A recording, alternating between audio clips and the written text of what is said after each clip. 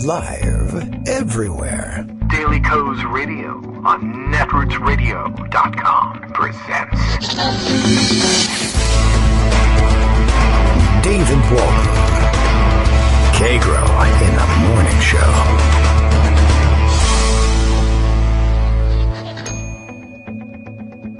Now, here's David Waldman. Hey, good morning, everybody. How you doing? It is Tuesday, June 4th, 2019. Thankfully, it's not June 4th, 1944. We'd all be a lot more nervous at this point, even though I'm pretty nervous now that I think about why Donald Trump is over in the UK and in Europe at all. And I guess worse things still yet to come. Okay, well, holding on for all of those. We'll recap all of the most recent Trump shambles, I guess. And then the agenda has been set. First, Bill took a crack at setting the agenda, but then Armando jumped in on top of him, and it's been a free-for-all ever since. But I have a feeling I know where this is going. Daily Coast Radio is live now, says Bill. Why are there no Trump supporters in London? There actually were a few. I did see a few get caught on camera. Kagro X, that's me, David Waldman, says Hillary Clinton may have kidnapped them all. That's true. She's holding them in the basement of Comet Pizza, no doubt. Hear him out as he makes his case. This could be the most important 5 seconds of your life, and I'll try and whittle it down to 3. I don't know. I'm not certain what's going on. Trump is galumphing all about London at the moment. Bragging, by the way, about the tremendous crowds that have come out to support him. I have seen photos of the locals assembled along the behind the barriers on his route where he takes his limo from one spot to another, and it's remarkable. I haven't seen such nothing, I guess, since his inauguration, when there was just nobody out there. They're just not interested. Now, there's a large protest gathering elsewhere to protest his presence in the UK, and I understand that has had a tremendous turnout. But people just aren't interested in showing up along his commuting routes to hold up little signs that say, we hate Trump, or you're a wanker, or whatever. They love to do things like that. Or the British have been very creative with their protest signs, and a little bit crude, and it's always fun to see them do that, because I don't know, I think there's something cute about them cursing in a British accent, and they get away with words that we're not supposed to get away with here in the United States, even when you're watching a premium channel. And it's pretty crazy. I don't know. I enjoy watching them protest him. You will have seen the photos, of course. Trump showing up at various functions making an ass of himself. There's substantive criticism. There's petty criticism. We'll do it all here. Let's see. I saw some great fakes, some great doctored video and photos out there. And remember, doctored is okay now. Facebook says that's fine. It might as well pass as real news. So, yesterday's photo of Trump looking like he was about ready to collapse, essentially, or was some sort of maybe the trigger for a silver alert or something, when he was at McLean Bible Church Sunday after his golf round. We talked about that a little bit, and I talked about how it was obvious, essentially, that McLean Bible Church not only was the largest church, but was probably the only church that he passed after the golf game that still had cars in the parking lot, because they are a pretty giant mega church, and they do services at 9 a.m. and 11 a.m., but also at 1 p.m. and 5 p.m. The first church, I happen to know the logistics of his route because I live here.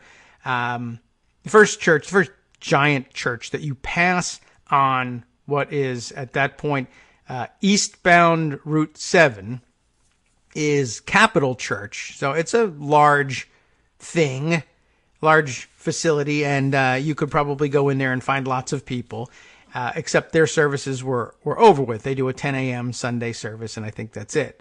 McLean Bible Church, it basically was a drive-through for him. They even have their own little service road shoot right off of the main route of Route 7. But McLean Bible Church is literally the laziest possible step. You don't have to get up early. It's directly on his route home. No deviation from the route is necessary, and you can literally pull off right into their parking lot, jump out, hit the pulpit in your golf gear, and get back on the road in 15 minutes, and that's exactly what he did. But I guess just to prove the point, I tweeted around a Google map yesterday of that plotted the route, the direct driving route from Trump National to the White House, and then I dropped the pin on where is the McLean Bible Church and all that. And I mean, it made my point because I knew what I was talking about right off the bat. I passed all of those locations all the time, and I know exactly what that route is. And I guess that was of some use to Chris Hayes yesterday. A lot of you tweeted to me later in the evening that I guess he just put that tweet up on screen showing everybody the map. So I guess the point was well taken, and I'm glad to have been a part of everything yesterday. I'm exhausted from my appearance on television. It was so difficult to tweet that out from my house and then not have to go to the studio. Basically, you should just put my tweets up on all of the networks, and then things would be a lot better. All right. Well, there's lots to talk about. Still from the Trump trip, as a matter of fact. I guess my favorite part of it so far in terms of terrible pictures and photos. Oh, yes, right. We were going to say the photo of him at McLean Bible Church that people said was doctored. I think the doctoring had to do with they hiked his pants up. You remember I was talking about how stupid and high up his pants looked. I think that might have been altered, and they may have oranged up his face a little bit. But otherwise, it was a pretty accurate representation. And also, who cares? Doctoring is now okay and good. Some of the best doctoring I've seen, though, has the best opportunity for doctoring has come from the pictures of Trump and the rest of the entourage in their white tie and tails. They've gone to Buckingham Palace. I guess they're going to meet the Queen. That's the fanciest thing you can have, I guess. And so white tie and tails is the dress. And Americans don't do that a whole lot. So, they were probably at a loss for how to actually they probably had to go out and get that stuff. They didn't, maybe they owned it. I mean, there's occasionally, what they do, I think white tie and tails at what do they call it? The Gridiron Dinner in New York. So it might be that they have it, but whatever. And it might be that Trump had it at some point, but now he weighs twice as much as he did so it looks like they went to the mall to rent white tie and tails, which, normally it's a prudent move. If you're supposedly a billionaire, I think you do better. A lot of people I saw talking about, Trump's tailor didn't know about this or that, or Trump gave these measurements to his tailor because he's too vain to give his real measurements, and so he ended up looking like an idiot in this monkey suit they gave him, or penguin suit, I guess you could say. But I don't think there is a Trump tailor. I mean, forget about that. I don't think that's happening anywhere. But I guess so in white tie and tails, the picture everybody saw of him standing there, by the way, with the Queen, getting his picture taken, he looks like a complete idiot. I would say he mugged a maitre d' somewhere and took his outfit, but it would have been correct. It would have fit right. I think what happened is, all right, I don't know anything about getting dressed in white tie and tails, but I think what you do is, the problem with white tie and tails is you're supposed to wear that white waistcoat underneath your tails, your tailed jacket. And the jacket is cut funny. It's different from a business suit. It's cut very high in front over the hips. And I think Trump put on the vest and said, oh, well, when I wear a 3-piece suit with a vest or something, or a tuxedo with a vest, right? The vest is of a certain length. I'm used to the vest coming down, and it covers, it covers the front of the hips, of the hip bones. The top of your pants are covered slightly by the vest. And Trump has a bit of a belly. I think you know that. And I think he put on the white waistcoat that goes with white tie and tails and said, this vest isn't long enough. It doesn't come down. Also, my stomach makes it stick out above my waistline. It hovers over my waistline of my pants because it's too short. But that's the correct length of a white waistcoat for white tie and tails, because remember, the coat is cut short up front, and the white waistcoat is maybe barely supposed to just peek out underneath the cut of the jacket, which means short waistcoat. And I think he put it on and he said, you got to give me a bigger size waistcoat. This one, this vest doesn't fit. And he insisted on a larger size one. So he put on a 3-piece suit length white waistcoat and a regular sized high cut tail coat. I don't know what you call that even, actually. And that's how sophisticated I am. Now, I did see somebody describing this, some of the fashion people describing this online. And I guess the idea here is if you get it wrong and you wear the white waistcoat too long, the eye doesn't tell you that instantly. You just see this vast expanse of white underneath the cut of your tailed coat. And as the fashion person says, it makes people think that the cleaners have shrunk your coat to child size. And that's basically also what it is. He also, I guess, maybe here is where if there's any kind of tailor or wherever they rented the clothes from, they told him his regular jacket size too. And I think he's lying about that. I think he needs an extra inch or two around the gut, which a tailor could help with. Your shoulders are what they are, but you got to let the coat out a little bit so that it'll almost close. So he can't get that jacket even close to close. So there's this huge expanse of white horizontally across. And then vertically, he's got 6 to 8, extra inches of white waistcoat underneath. So it looks like his coat doesn't fit, and the big giant expanse of white only makes him look fatter.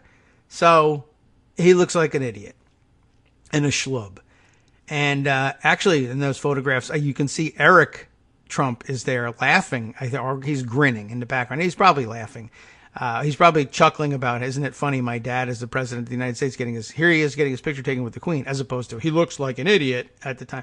Because Eric also looked like an idiot. I believe in his photos, he has his jacket buttoned closed, which I think is also a no-no with this stuff. Again, I'm not sure about that, but usually you see people with the coat open just a little bit. It's one of those fashion things, and it comes from somewhere along the line, somebody else making that, some sort of fashion mistake and nobody wanting to show them up. It's the way it is a lot of times with formal dress around royalty. Anyway, so he had his coat buttoned. It looked like Don Jr. had it closest to correct, but again, it still looked a little dumb. And I don't think any of them had pocket squares, and they didn't have, also all the British people who were there have lots of military decorations, and they wear them on their coats. Trump, of course, has none, although I think he did get a medal for keeping his room clean and neat in military school, but he didn't bring it with him. When Obama did it, he had a little lapel pin, a presidential, maybe a flag lapel pin, a pocket square and everything. So instead, he looks like an idiot, unprepared. And one of the better Photoshops and doctored pictures I've seen comes from, I don't know, how do you say this? Comfort, but it's spelled with an X, like X-Omfort. But tweeting around a Photoshop, basically like Trump's ties, where they extend his ties to ridiculous lengths. And so this one has about like 3 feet of extra waistcoat down to his kneecaps. That's a good one. And Trump's ties account actually did play with the white tie and tails thing. Usually you have to lengthen his normal neckties to show the exaggerated size of them. But all he had to work with here was the bow tie. So he just made a giant floppy clown-sized white bow tie in the picture. That worked out pretty well too. Anyway, speaking of Don Jr. and Eric and their foibles with it, I guess Jared did pretty well with it too. Jared is, at least he's shaped for wearing a coat like that. He's thin enough to get away with it. But he too looked like he was in a rented piece, I guess because there was a lack of flair on the lapels and in the pockets. But people have been pointing out all morning, yeah, what the hell are these idiots doing on this trip anyway? Jared and Ivanka have the excuse of official White House positions. Eric and his wife was there, and Don Jr., and of course he's divorced, so his ex-wife wasn't there, but Kim Guilfoyle, I don't know, I think she had the good sense to stay home, but he's got the whole entourage. Tiffany is there, and there's no explanation for what his kids are doing on this trip, except that, of course, they want a free trip to England to go to Buckingham Palace and meet the Queen, so he brought them with him, and I'm not certain that's appropriate. It's not the worst thing in the world, unless, of course, they had to have larger contingents of Secret Service go along, so it costs even more money. But whatever. I mean, I guess that's the least of our problems. There's a lot more to discuss about that. He's talking to Theresa May, who I don't think could possibly matter less at this point, and that's sort of weird.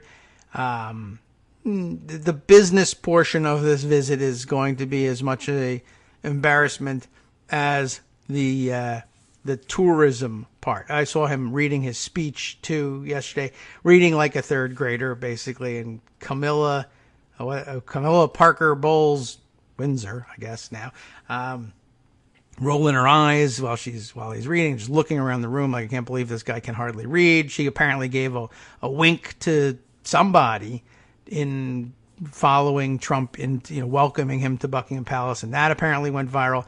It's been a disaster all the way around. None of this is real substantive fuel for impeaching the president, of course, which is something I do want to talk about, and I know that Armando wants to talk about. So we're going to spend some time on that. But I will say this. I was thinking about sort of foundational, because impeachment makes you think about foundational topics, constitutional law, et cetera, et cetera. It occurred to me this morning, and as I saw whose tweets was I looking at where I saw this, I got to scroll back a little bit and see where the inspiration came from. But in thinking about his being in England and what's going on here domestically and what he's been up to, and just the whole situation here, essentially. Here it is. Simon Rosenberg tweeting a very, Simon Rosenberg taking a very scholarly approach to this stuff, and has a long-ish article. The tweet he sent out: "There's no version of our democracy that would allow the president to make up fake emergencies to capriciously slap tariffs against our closest allies, most important trading partners. It's an outrageous abuse of power, and Congress must step in." So that has some impeachment hint to it. And he's got a long piece attached to it in very, very small type: "Trump, Tariffs, and Tyrants." Submitted, as it says, by Simon Rosenberg on May 31st.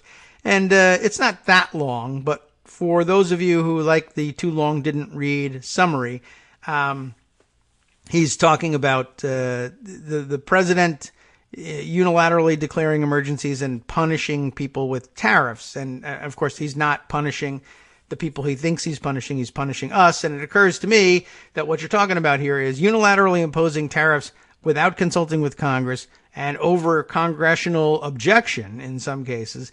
And I'm sort of feeling like, well, we all know what these tariffs are. They're in fact taxes on the rest of us. It's sort of feeling has that little bit of a taxation without representation feel to it if you don't consult with Congress and you refuse to accept congressional authority to force you to back off on these things. Although it is argued that import duties are perhaps, at least temporarily, within the power of the president to impose unilaterally. I have seen that argument made, and I think it has stood up pretty well, unfortunately. But it's a little weird that we've gotten to that point, and I think it was probably because we never thought about the idea of a lunatic president imposing tariffs aimed, I guess, at punishing us here in the United States. But, whatever. I'm not certain why it is that we allow them to get away with it, except that we just never thought that it would be abused in quite this way. And then I'm thinking, well, he's over there in England, and he's imposing these taxes on us without representation, without consultation with Congress. And here he is having tea, hobnobbing with British royalty at the moment. And it was, just to recap where we are in 2019, as I was tweeting earlier, the president is having tea with the British Crown while imposing essentially like tea taxes on the rest of us back here in the United States, without any representation on this issue. And he's drinking tea with them, all with the support of the Tea Party, which is amazing. Like, can you imagine that back in the day as they're dumping tea in Boston Harbor, Samuel Adams is, he's not on TV yet, but he's out there telling everybody, no, you got it all wrong. China's paying these taxes, not you, right? Oh, won't dump the tea then. I mean, but that's where we are. The Tea Party is totally into this, except that they were never about taxation in the first place. I know that. You don't have to tell me that. Anyway, I just thought that was like an interesting part of the backgrounder of where we are in all this. And golly, it's just getting worse and worse every minute out there. Okay, so let's see. What else is happening here? We've got also topic of the morning. Might as well get started, although we're nearing up on the break. But we'll roll into this and say, all right, we'll talk impeachment a bit and have Armando join us. This morning, Nancy Pelosi, I guess, forcing her way back into the discussion. It's not hard if you're Speaker of the House to force your way back into an impeachment discussion, but it's getting annoying. And, we all love Nancy Pelosi. For regular order, Nancy Pelosi is your best bet. I draft her on my team. If I am working in regular order and I need to know the ins and outs of the procedure and I got to have an arcane way, perhaps somebody's trying to block something and I got to get something to the floor or signed, or I got to time how a bill gets to the president, or I need to set up a messaging vote to embarrass the Republican Senate.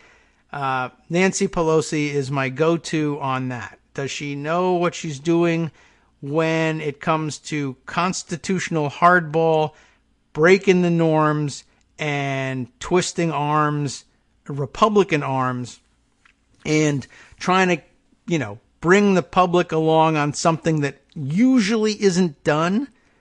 No, I don't think I've ever seen her really perform on an outstanding level on that, even as against our own Democrats. I mean, during the passage of the Affordable Care Act, for instance, when the vast majority of the House, moderates, conservative Dems, the whole lot of the Democratic caucus, wanted very badly to ensure that the changes they wanted made to the Senate, the then extant version, Senate version of the Affordable Care Act, be locked in before they agreed to pass the Senate version and rely on reconciliation sidecar to do the fixes.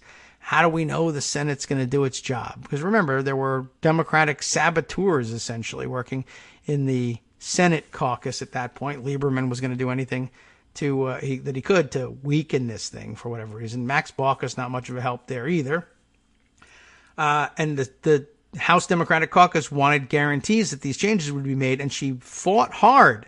She very much wanted to be able to ensure either that the Senate made their changes first, or that the changes were locked in before she forced her House caucus to accept the Senate version and roll the dice on the reconciliation package on the side.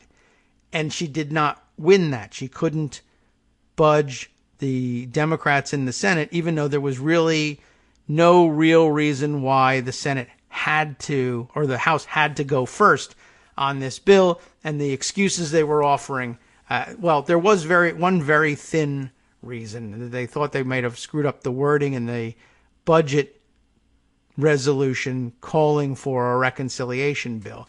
But that was a pretty thin read, and a good parliamentarian could have worked that one out.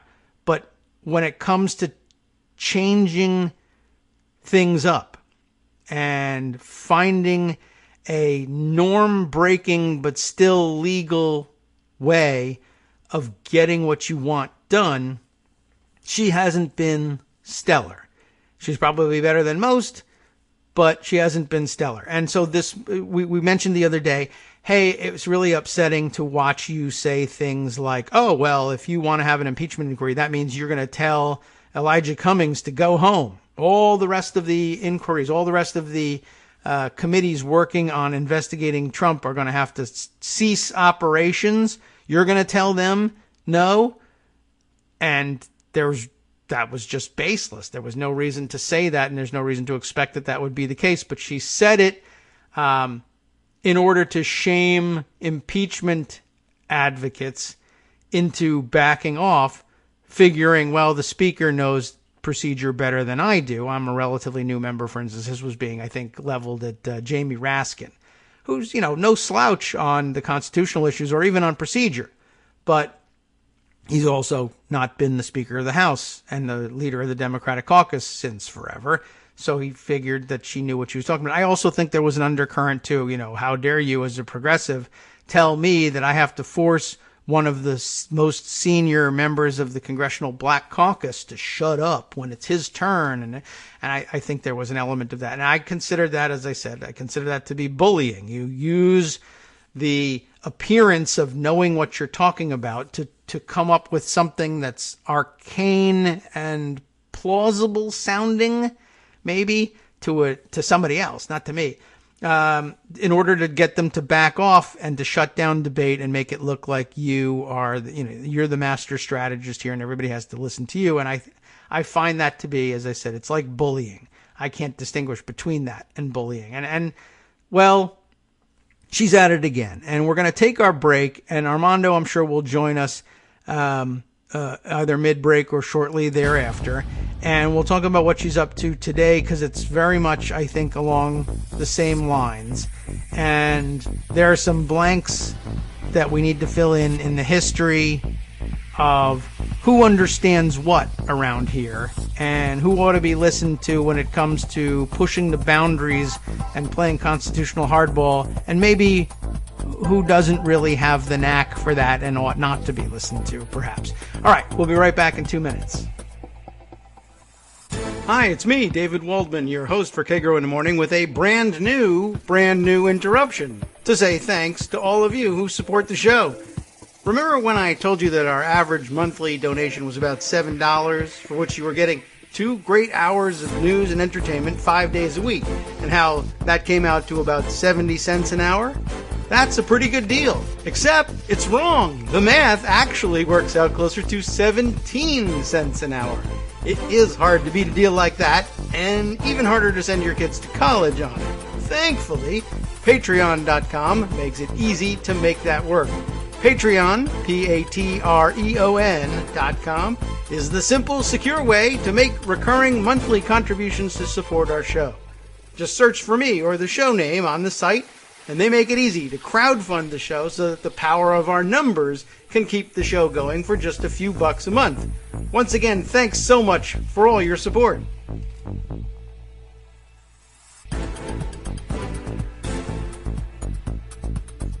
Welcome back now to the Kagro in the Morning Show here on Netroots Radio, and it's time to turn to impeachment. Armando is here.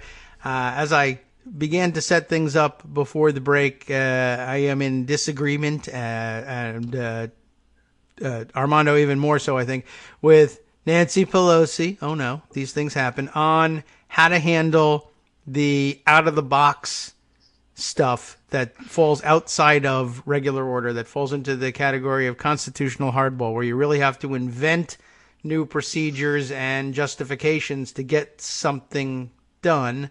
And in those cases, I think there are perhaps better strategists out there. I don't know who they are inside the House. And, well, we got the leader we've got. It doesn't mean she's horrific and wrong on everything. That's not the case, although there's plenty. I can find you any number of Democrats in good standing who could be guests on the program and say, no, that's actually true. But we'll also take a middle road here. But we don't happen to be the two. Yeah. We think that on regular order, yeah, she not only has good instincts, she knows the parliamentary game. I mean, certainly, the government shut down. She played the political game perfectly, at least in my mind. Yeah, I think so. So here we are. But on impeachment, there's just a couple things I would start with, if I may. Yes, you may. I will watch you. I think it's perfectly reasonable to say that politically, impeachment is so damaging that even though the principle is important, because the reality is you are very unlikely to get a result of removing Trump. Yes. That it's not worth doing. And if that's what Pelosi wants to argue, let her argue that. At least that's it's an opinion. You have to roll the dice on that. I can't say as a matter of fact she's wrong. As a matter of opinion, I disagree with her. But as a matter of fact, I can't say, well, who knows? We'd have to play it out and see what happens. Yeah. So I can't say she's wrong. It's an opinion. She's entitled to it. She also has the power to impose it. She's done more than that. We gave it to her. This is really, let's start with why I find her latest shenanigans just over the top, offensive and Trumpian. Okay. She's lying about impeachment. There is an article you saw from CNN where a guy named Ross Garber, who is an expert on impeachment, he really is. He's been involved in them, and he knows the law and stuff. And he's actually been pretty anti-impeachment for the most part. But even he was offended by the things that Speaker Pelosi was saying. One example, she said, well, if you do impeachment and you don't convict him and remove him, now he's immune from criminal prosecution. All right. Well, that's just false. That's a lie. That's problematic. I mean, you can't. The whole thing depends on disseminating true points about this and what really happens and what's really at stake. And there's just not really any room right now for fudging it. Right. And let me give you my basic pro-impeachment inquiry argument, because I'm not even saying, well, we have to vote out articles of impeachment necessarily. Mm-hmm. Yeah. Oh, yes. I actually do believe at the end of the process, you'd be hard-pressed not to, because I think the evidence will be so overwhelming that it'll be shameful not to vote articles of impeachment. Mm. But you know what? If you can make that political calculus now, you can make it then too. I don't think it's going to be a better political play now than it is there. I think it's a worse political play. But let me tell you why an impeachment inquiry is something I'm in favor of. All right. This Richard Nixon in 1973 fully cooperated with the Ervin Commission, which was the Watergate Commission, right? Hmm. I mean, here's the best example, just to contrast on why this is different than that. In 1973, in the summer of 1973, one John Dean, former White House counsel, testified to the Ervin Commission about his conversations with the President of the United States. Richard Nixon did not invoke executive privilege to keep him from testifying. Okay. The Judiciary Committee, headed by Gerald Nadler, subpoenaed one Donald McGahn, former White House counsel. Yeah. He was scheduled to testify. The day before his testimony, the new White House counsel, Pat Cipollone, sent a letter saying he cannot testify. He has absolute immunity as a direct advisor to the President of the United States. And we instruct him not to testify. And he, though not legally bound, reasonably said, well, you guys figure it out. I don't want to get in the middle of this. Right? Yes, and I think he can do that. I mean, Don McGahn doesn't want... He can throw his hands up, yeah. It's a position he can take. And by the way, the argument presented by the Trump White House on executive privilege is not outlandish. It has been invoked by every president in recent history. President Obama invoked it in 2014 when the Republican Congress called Eric Holder. Yeah. Not Eric Holder, someone from his office, I forget, on the Fast and Furious thing. And they said, you can't call him. No, executive privilege provides an absolute immunity for congressional testimony to direct advisors to the president. All right? So it's not as if they're making an argument that's out of bounds. In addition, other arguments have been raised. with regard to the redacted portions of the Mueller investigation. One of those is Rule 6E. Right. Rule 6E, you probably heard about a lot now. It is about secrecy of grand jury proceedings. Right. Okay. There's a recent case, McKeevy case, in the D.C. Circuit that agreed with the Trump administration's position that a judge has no discretion to release such materials absent an impeachment proceeding.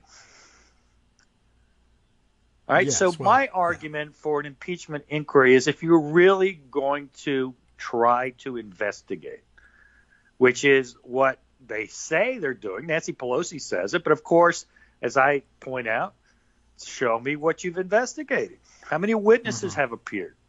How many documents have been produced? And people say, well, what about the Mazars case? Now, if you don't remember the Mazars case, that was his Trump's personal account. Right. And they raised this truly specious argument that the Congress can't investigate a president because it has no legitimate legislative purpose. And so far, the district court has said that's wrong. And now it's going on an expedited appeal to the D.C. Circuit, which I believe will agree. And then we'll see what the Supreme Court says. I think they will also agree because the position is too outlandish even for them. That's my prediction. But listen, outlandish arguments have won in the past. Right. So who knows? But that has nothing to do with the Mueller materials and things related to the Trump administration itself, where the claims of executive privilege in Rule 6E are in play. They weren't in play in the Mazars case or in the Deutsche Bank case, where they're asking for financial records of Trump's dealings with Deutsche Bank. Those cases give you nothing with regard to the heart of the impeachment questions.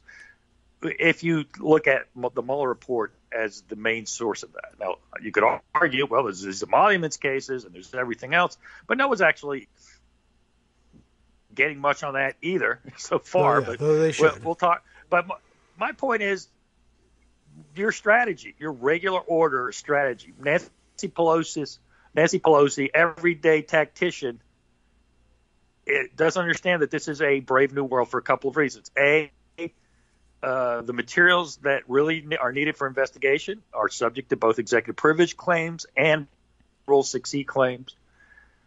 And those things, frankly, at best, the law is unsettled, but I would argue, frankly, it's a little more favorable for the executive branch than it is for the Congress. Could be. Executive privilege claims are rarely overturned. Rule 6E claims, now you've got a precedent right in the circuit that says what the House wants isn't permitted unless they open an impeachment inquiry.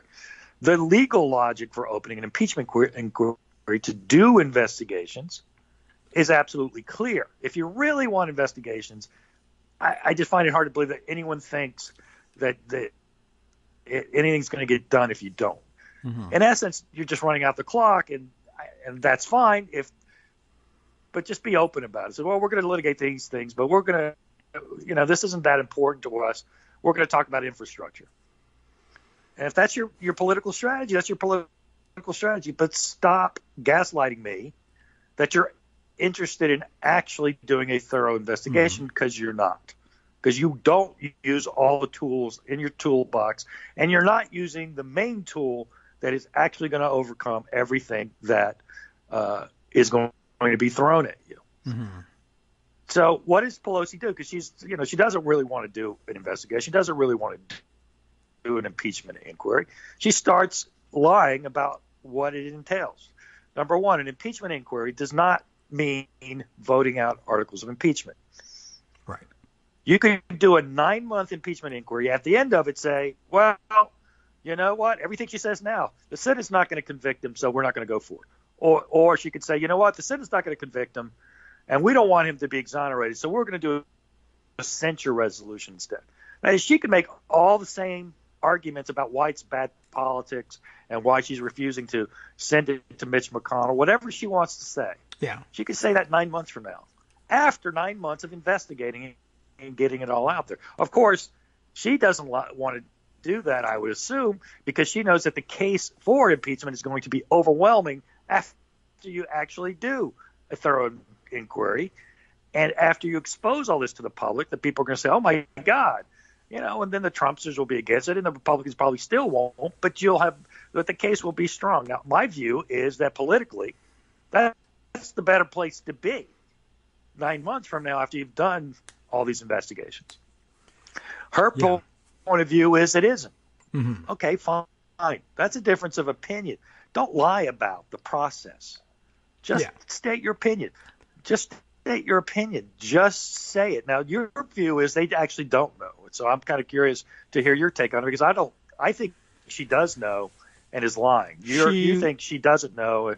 Well, I don't know that she knows, but I think by now it's pretty clear that she knows what she doesn't want to happen. It's like I said, like you said, rather. I think it seems clear that she thinks Democrats stand a better chance at winning the most elections, and there are several of them for different levels, but and so at every level, the Democrats do better at the ballot box in 2020 if the discussion is, we love infrastructure, we want jobs for everybody, climate change is real, we want equal pay, pre-existing conditions have to be protected, and various well, only in comparison to impeachment, saving the republic, etc. If you see things in apocalyptic terms, only in comparison to that are those issues small ball. They're ordinarily huge, important, sweeping issues that affect everyday lives for every American. But in comparison to, oh my God, we're losing the republic, I guess you could make. And so she knows that the instant appeal of the question of, a little bit of health insurance and some good jobs and equal pay and climate change versus, we're being railroaded into Nazi tyranny, it makes you look like you don't know what's going on. So she doesn't want to have that contest because I'm sure she thinks, well, the impeachment and tyranny and yada yada and Nazis sucks all the oxygen out of the room for reasoned discourse on very important issues. I think that's what she's chiefly worried about. Now, I guess the next part of it is, okay, I think this morning's discourse right before the show was, let's see, I think, who was reporting on it? It was Daily Stein, Beast. Yeah, he mentioned something, and it was pointing at the Daily Beast's reporting, and then I saw a Talking Points memo bringing it up here, and I think they made a more succinct, quick case for what the Daily Beast was actually arguing for in their headline. Their headline, TPM, was, while pro-impeachment Dems whip support, Pelosi frets about public ignorance. This is their piece, Kate Riga's write-up of what happened in the Daily Beast. The Daily Beast went with the headline of pro-impeachment Dems are privately recruiting other members despite Pelosi's warning.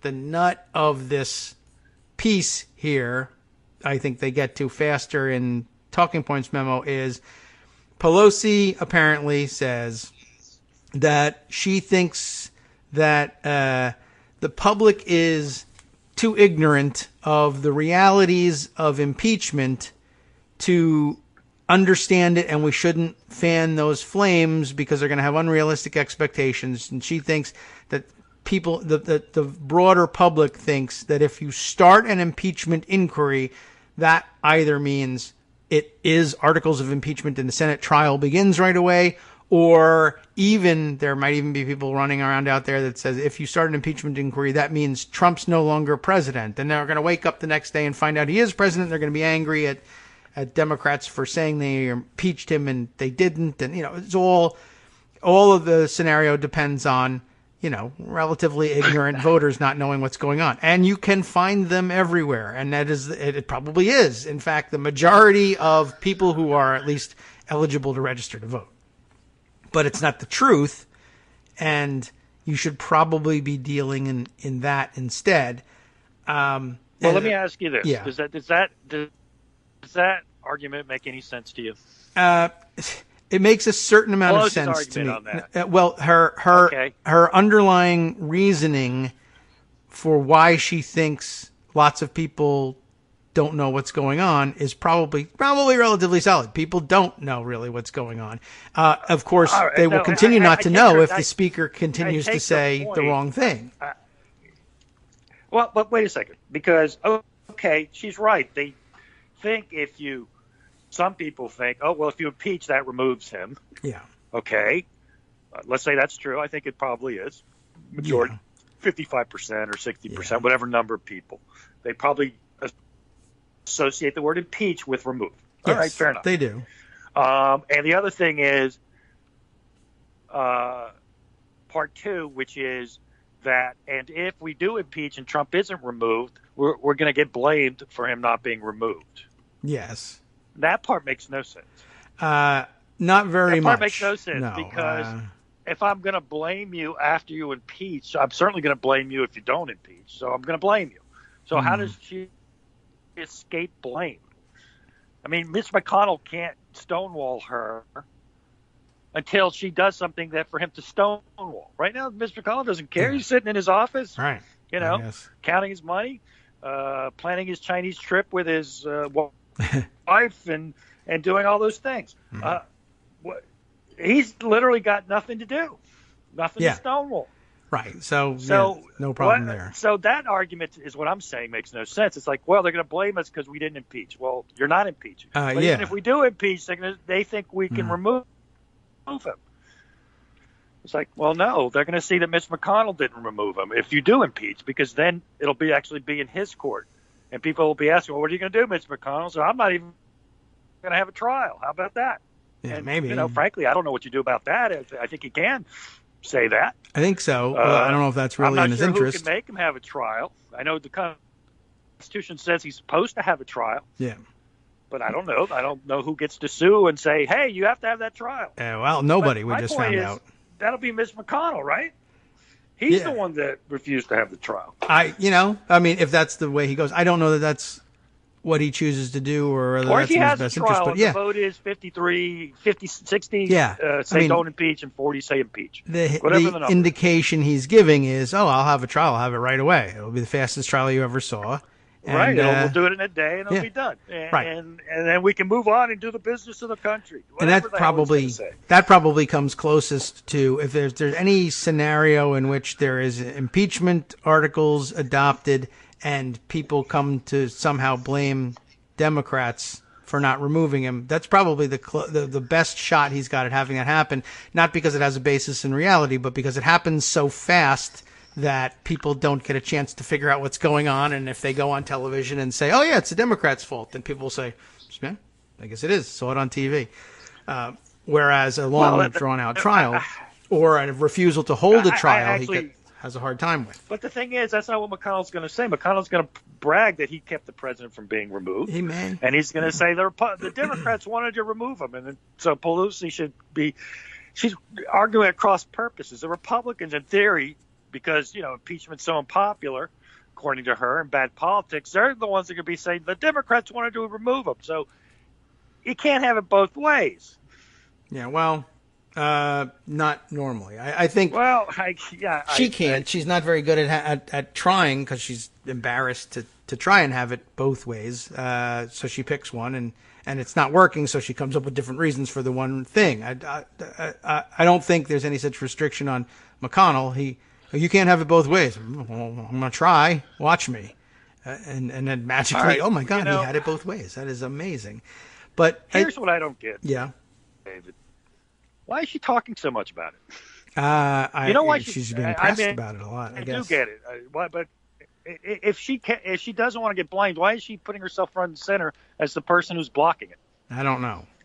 I'm not sure. I'll tell you why. Because she knows that the momentum for opening an impeachment inquiry has been growing. And she went out yesterday in particular. She made Clyburn walk back his statement. That was pretty something. I didn't. He's the most anti. Did you hear what he said? I did, and I didn't realize he had to. First, he said, change it. "Yeah, I think we're on the path." Then yesterday, he said, "I'm the most anti-impeachment anti-impeachment person in the House. Okay. Well, I James guess you can Clyburn try to said have he it was both the ways. most anti-impeachment person in the House. All right. We don't know what house he was talking about. That's the problem. Maybe it's yes. In my But house. At any rate. Yeah. I'm not sure. I think there's lots of David, room they for look confusion. stupid. How Yes. is this good? How is this good? Paul? I don't know. I'm not certain how this is supposed to come out as good. Let me throw in this thing. As Michael Musson had made a comment, which I thought was interesting, just in terms of the confusion. So Pelosi's case is people don't know what's going on, or they don't understand the realities, or whatever. And Musson was saying one of the late night comedians, apparently, they do these things, right? Go out on the street and he asks people, so where were you? What were you doing when you found out that Trump has been removed from office? And people blathered on. Oh, I remember I remember it like it was yesterday, which I guess it would have been. I was, but they gave details. They apparently gave specific replies about what they were doing when they heard Trump was removed from office. And sometimes sometimes you ask the same person again 2 minutes later and they say, I said that Trump was removed from office. You ask people questions and they just give answers. There's a microphone. I have to answer.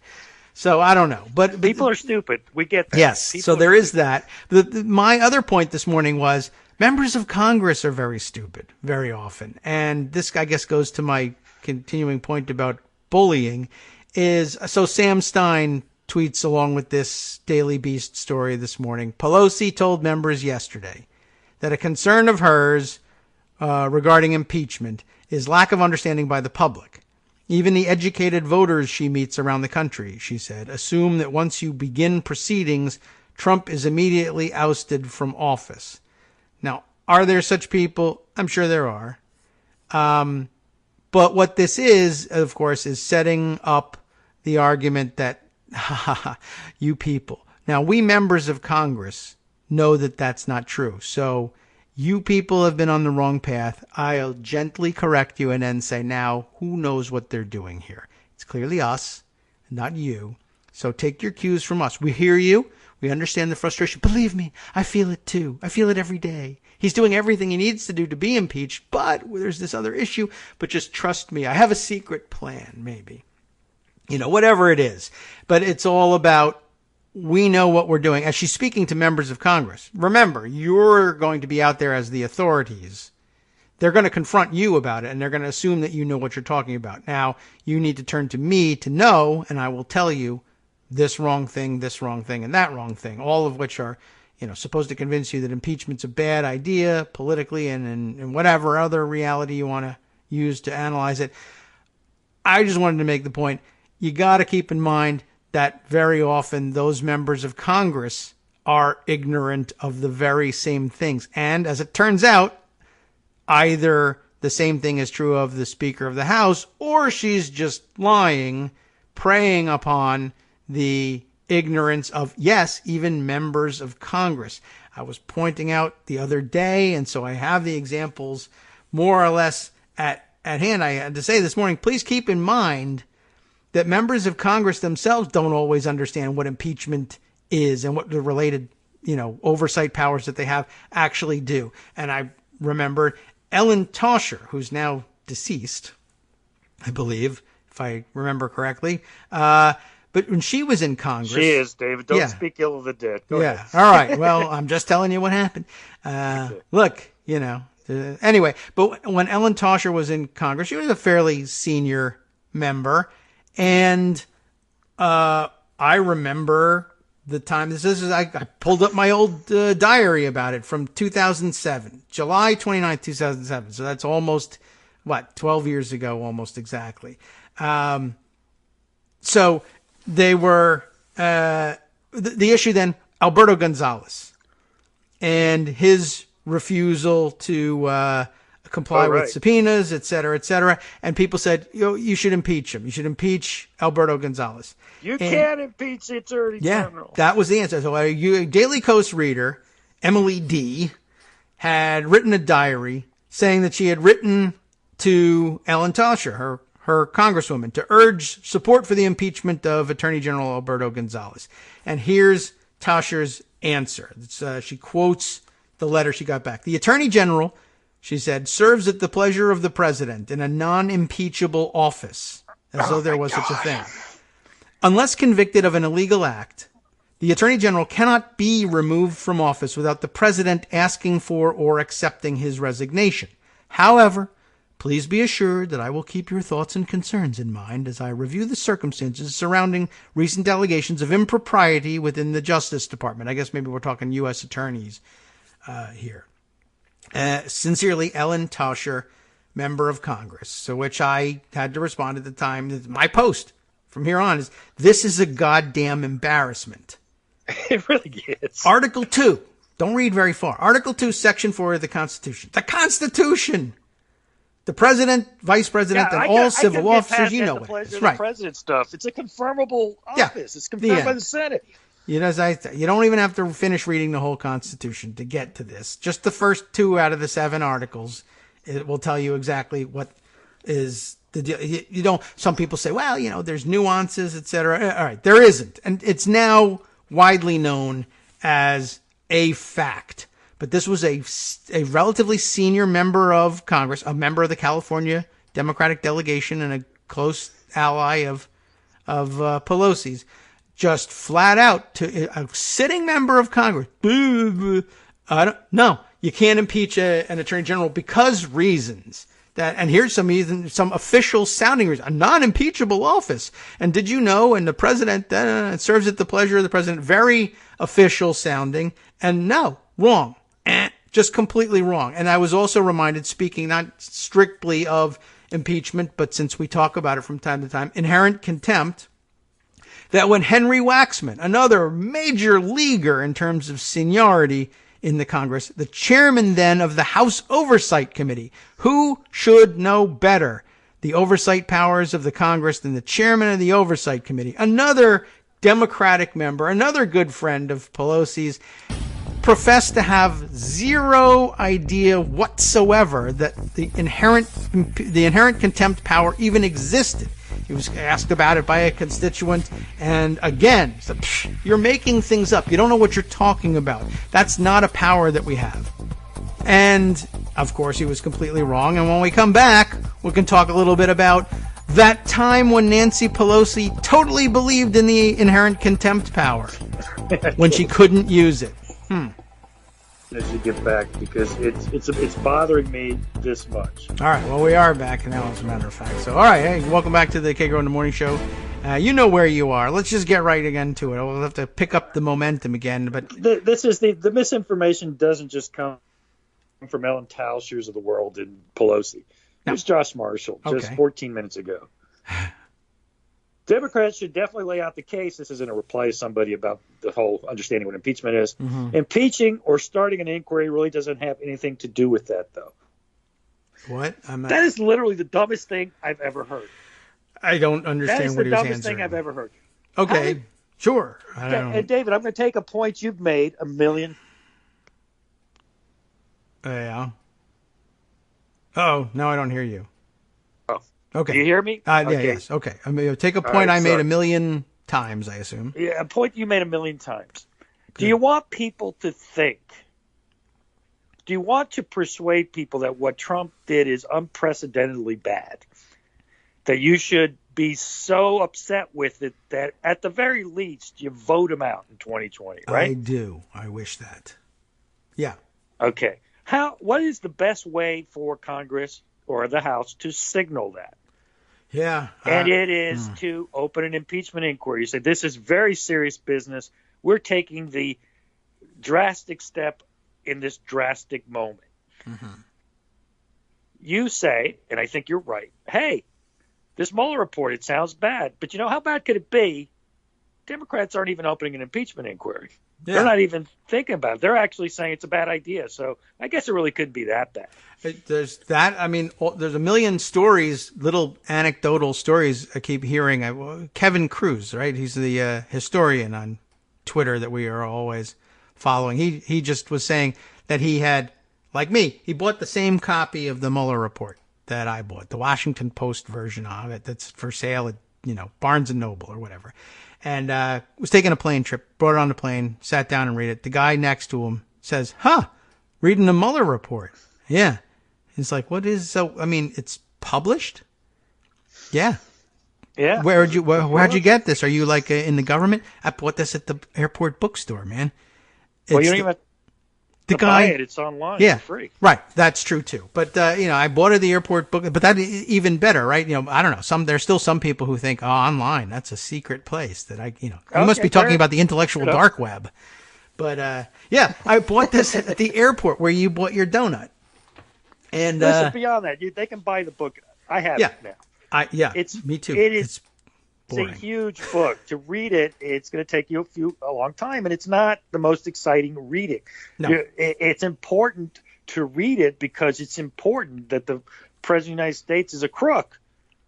Yes. And an out-and-out villain. Right. I mean, he is. Yeah. But people don't read, most people don't read books at all. They do not. And if they do, they're trashy novels on the beach. Yes. I don't like to read books. But, I read other things. I tell you, Audible has the Mueller report for free online, by the way. Yes. They used to be an advertiser, so I'm going to give them a plug. If you don't want to strain your eyes, you can get the audiobook, and it will be read to you. You said that you were going to go to a bar and read it. Well, you don't even have to do that. You can just turn on the Audible, and it'll be read to everybody in the bar. Yes. Well, I have been thinking more also, I don't know how much a bullhorn costs. I was just going to go outside and, or to a shopping plaza somewhere and start reading it. Page 1, Yeah, but let's go back to it. The biggest bump impeachment support has gotten in the last 3 months was Robert Mueller's rather mundane 8 minutes where he just recited a few things he had already said in the report. Yes. But TV is what gets people's attention. It couldn't be more obvious that because people, honestly, their reaction to it was, wow, think about all the people who on TV, television news anchors who are like, that's funny because that's the opposite of what Barr said. Yes. They literally were walking around for how long? 4 weeks more saying, there's really nothing in it. It exonerates them. Absolutely. And all it took was wow, here you go. Here it is. Oh my gosh, this doesn't say that. Michael Deaver is the first guy that I remember who articulated it. Michael Deaver, a former Reagan person, would always say, I don't care what the reporter says on the talking over. Just show Reagan striding like a colossus on earth in front of the Rose Garden or in front of, whatever the hell he was doing. Like it was an environmental story. He's cutting environmental, but he's out there, look at Reagan out there walking in the woods. He must be for the environment. The picture matters, and who's in the picture matters. What happened was Robert Mueller was anticipated to speak, and when he spoke, people paid attention. Yes. That, Jerry Nadler yesterday, and I feel for Jerry Nadler because I'm now convinced he wants to open an impeachment inquiry. I actually think it's clear. Maybe. And he's being stopped by Nancy Pelosi. And what does the poor guy got to do? He's going to have a hearing on June 11th, I think is the day they picked, next week. And at that hearing, he's going to have John Dean and some U.S. attorneys who are going to say, no, these are definitely crimes. And that's nice and everything, but that isn't what's going to grab anybody. Actually, I don't think it's nice. I think John Dean's a mistake. You see John Dean on cable news every night, it's going to look like an MSNBC cable panel. Yeah, I think that's actually not a good idea. But suppose you put these people who've never heard of, he's a very respected former U.S. attorney or whatever. They have those guys. And they'll go out there and say, no, this is obstruction of justice. It absolutely is. I would prosecute the president for this. To say the words that Mueller felt he couldn't say because he said that, he was bound by the OLC opinion, yada, yada. And that's that's something, I suppose, but it's not what you need to make the case. To make the case, you need Don McGahn to repeat what he testified to and that what is reported in the Mueller report. You basically need real-life puppets to bring that report to life, right? Yeah, maybe not even, but certainly you said what you need. You need an image on television. That's maybe all you need. I mean, you could do better by having real life puppets illustrate it and make it into a mini series or something like that. People would obviously believe. How many, nuclear power experts were just created by Chernobyl? I mean, call Robert De Niro, make him wear his Robert Mueller makeup, and let him testify. So we know you're not Robert Mueller, but you played him on TV. So why don't you tell us what you think? Honestly, I think that makes more sense than John Dean, to be honest with you. Yeah, it might. That's possibly true. So there's varying levels at which you can do this better or worse. But for starters, I would say, just like you said, the biggest bump that impeachment support has gotten was Mueller going on TV for 8 minutes saying, look, I'm not going to tell you anything more than was in the report, so there's no point in calling me. So there was a big bump, which to me, I was like, oh my God, are you kidding me? You just made the best case for calling you. Yep. But I'm not going to say anything. Who cares? It doesn't matter. You're on television and it worked. You came out and said, I'm not going to tell you anything more. Then you told us that you weren't going to tell us anything more again. And it was the biggest bump we've ever gotten. And you said, don't subpoena me. I'm going to subpoena you. Well, I'm just going to come and say the same thing. Good. Please do it 10 times a day. I'll subpoena you 15 different ways. But it won't make any logical sense. None of this makes any logical sense, Bob. I mean, here's the thing about the subpoena Mueller thing, which Adam Schiff said, well, if he doesn't come voluntarily, I'm going to push to subpoena him. And I'm like, okay, that's great. Who are you going to push? Pelosi? Because I'm pretty sure you don't have to convince anybody else. I'll go further. The Republicans want him to testify. Apparently, House GOP calls on Dems to bring in Mueller for testimony. I have that headline, and I have the quotes from just 2 days ago. Jim Jordan thinks he's going to beat him. Mueller's a scaredy cat. He's scared of my questions. Matt Gaetz and Jim Jordan, because Mueller's scared of those guys. Of course he's not. He was mortally wounded by a milkshake. But they get to say it because Mueller's not coming. So it's like, you guys are right. Let's do this together. We're going to issue a bipartisan subpoena for Robert Mueller. Sure. Now, I know, you want a cooperating witness, Mueller, as a cooperating witness, not as a hostile witness who's pissed that he's there. Yeah. But, you got to take what you can get. And I think you just frame it as, okay, listen, everybody wants you to, Republicans and Democrats, we all want you to come testify. So come testify. Jim Jordan will ask him stupid questions about the dossier and whatnot. And I'm sorry if that bothers Robert Mueller, that he's going to sully himself with this dirty process. But he's not. He said he wouldn't. I mean, he'll just say, I'm not addressing that. Well, it's just, I don't know anything about that. Here's what I did. What I did is in my report. Yeah. My understanding is that the Attorney General is investigating that, and you might want to call him on those points. Yeah. See, how about that answer, right? Mm-hmm. You really want to talk to Bill Barr. He's the one that's doing an investigation of that. Yeah. What's funny is it'll end up happening is he'll come to testify, and for all Democrats who will ask him about the substance of his work, and he'll say, I am not discussing any further than I have all the answers are in the report. Then Republicans will ask him about extraneous idiotic material, and he'll probably I have to answer this. I have to respond to this craziness. And he'll end up giving all his substantive testimony about the craziness, insanity, and then he'll walk away, and it'll be like, that's amazing. The Democrats asked you about, I want to talk to you about the substance of your work. No, I want to talk to you about Pizzagate. That's outrageous. How dare you? I am offended. It's a no comment to all the people who want to know about, tell me about the most important work you've ever done. Nope. All right. Tell me about garbage. You bet. I hate garbage. All right. I bet that'll work out real well. But speaking of other people that they could be calling, I did see yesterday a diary from a Daily Kos user Bethesda 1971, whose diaries I think we've read once or twice before on the show. Dear Chairman Nadler, here are 3 willing witnesses and a script. You can call them tomorrow. 3 ex-Republican prosecutors, I guess probably various folks from the Bush Yeah, there's one from the DOJ. Star. Yeah, and there's even a guy who was on the Paul Star Rosenzweig. staff and stuff Yeah, like that. all of whom would be willing to do what you were calling for before, getting other Republican prosecutors to say, oh, you bet, this would absolutely be prosecutable if it wasn't for this, that, or the other thing.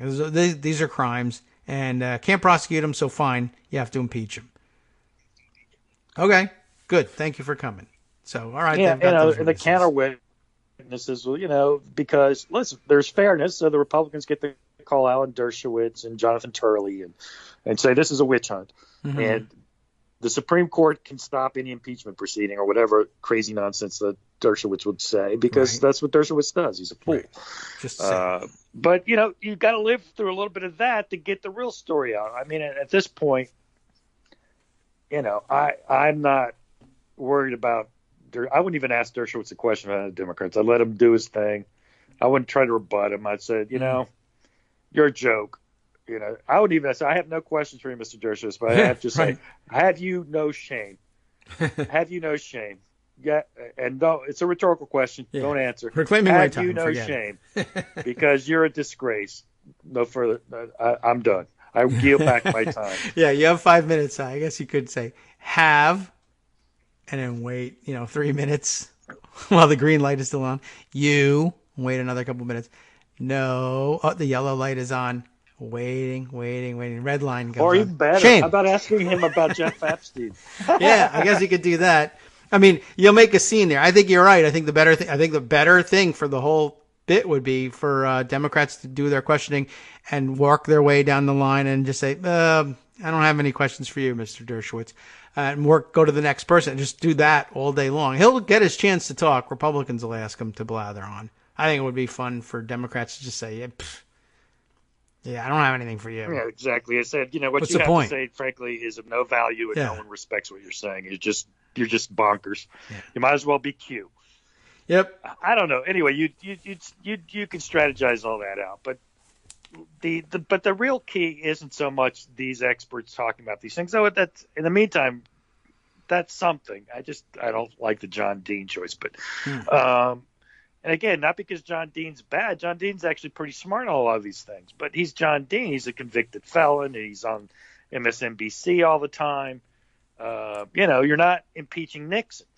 Though someone had a funny joke, he said, if the House impeached Nixon, the Senate probably wouldn't remove him. Yeah. Well, I mean, maybe at this point, but I don't know. I'm not certain what to make of what is dry. People are asking, do we think Pelosi just has a higher strategy? I understand what she's really about. She just thinks it's a terrible, terrible idea. We shouldn't even say the word impeachment ever again. Probably and let's talk about infrastructure. And, and just nod along when I say I'm really investigating and holding the president to account. You don't, obviously we're not, but, pretend that we are. And I'm going to talk about pre-existing conditions and infrastructure and the 52 bills that I passed that obviously Mitch McConnell threw in the garbage can. Mm-hmm. And off we go. So look, it becomes a point where she's just saying, look, there's only one thing we can do. Yeah. And that's vote them out. That is, And to me, I'd say you're probably right. You're 99% probably right. They're not going to remove them. But how we get there matters, and not just on the politics, but on the principle.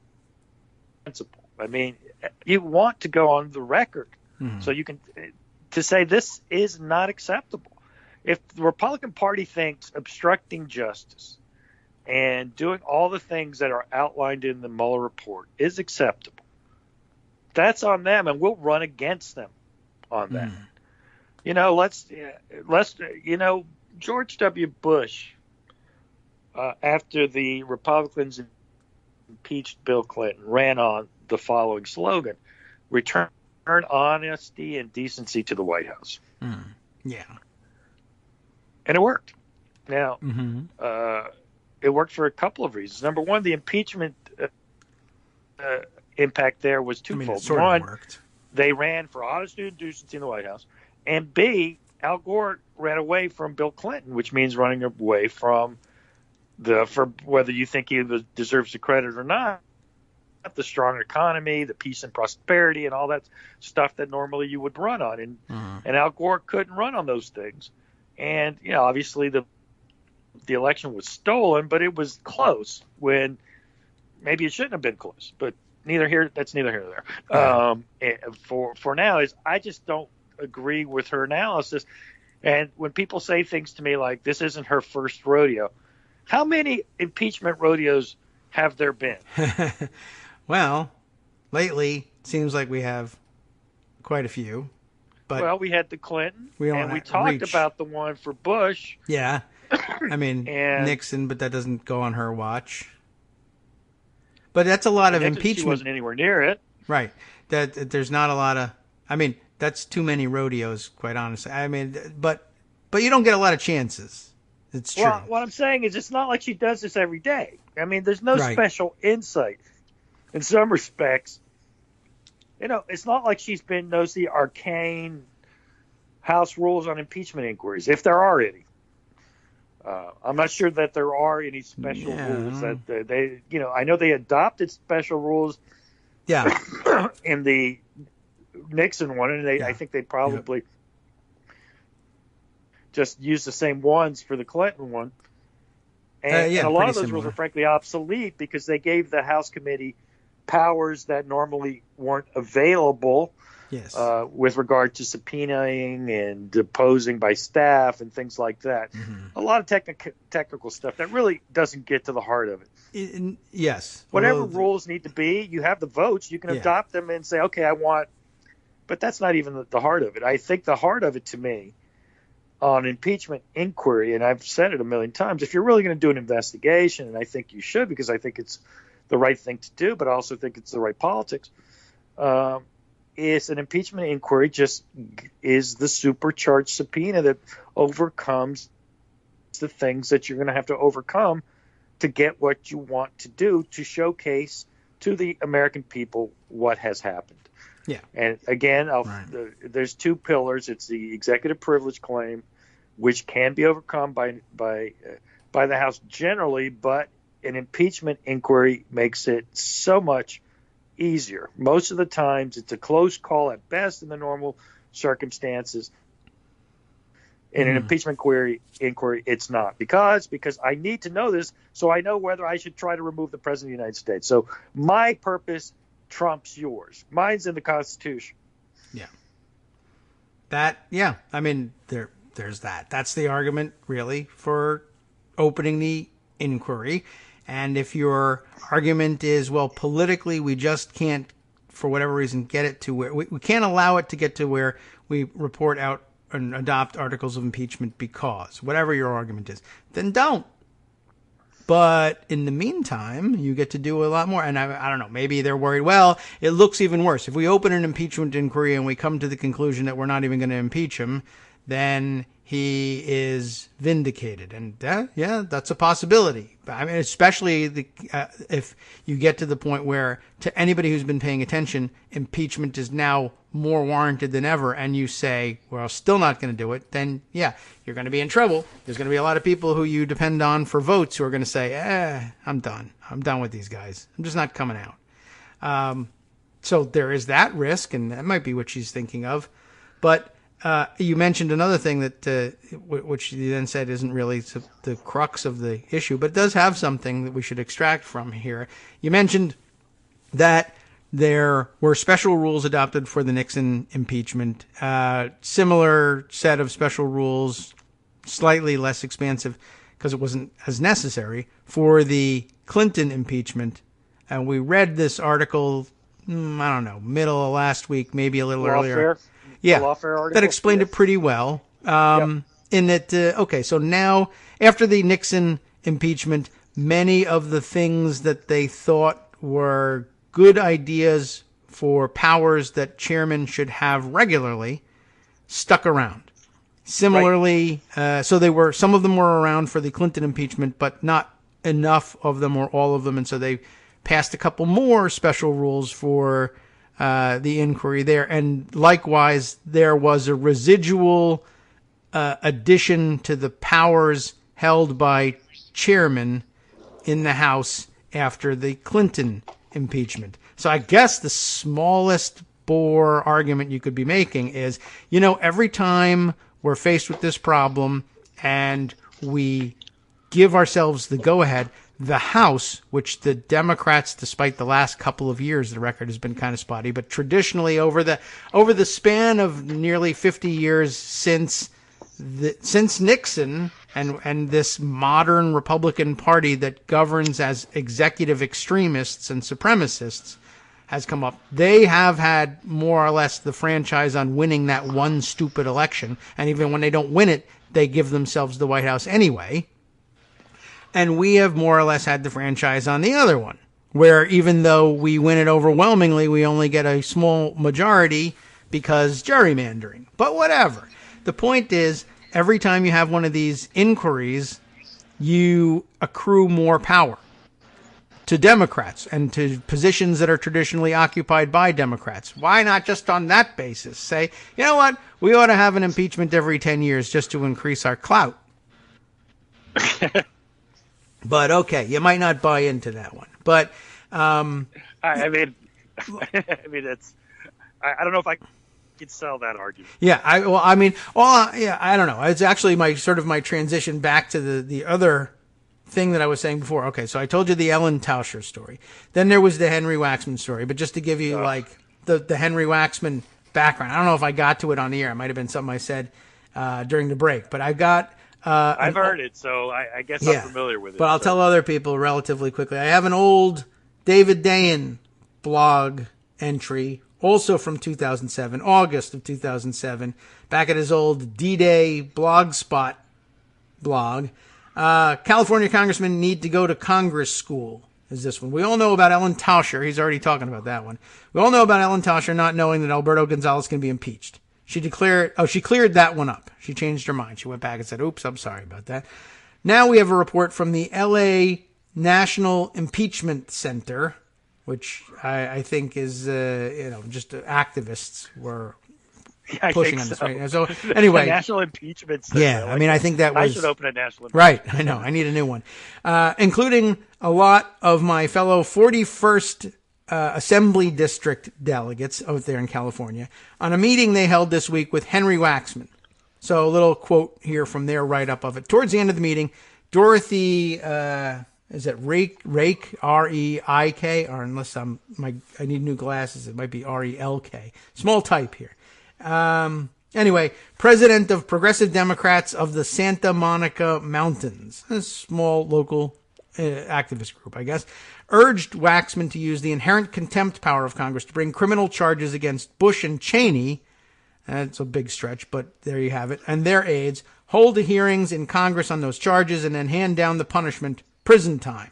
So a little bit of an expansive thought about inherent contempt. She expressed frustration with the refusal of Bush administration officials to testify before congressional committees. That is a real problem, despite the fact that subpoenas had been issued.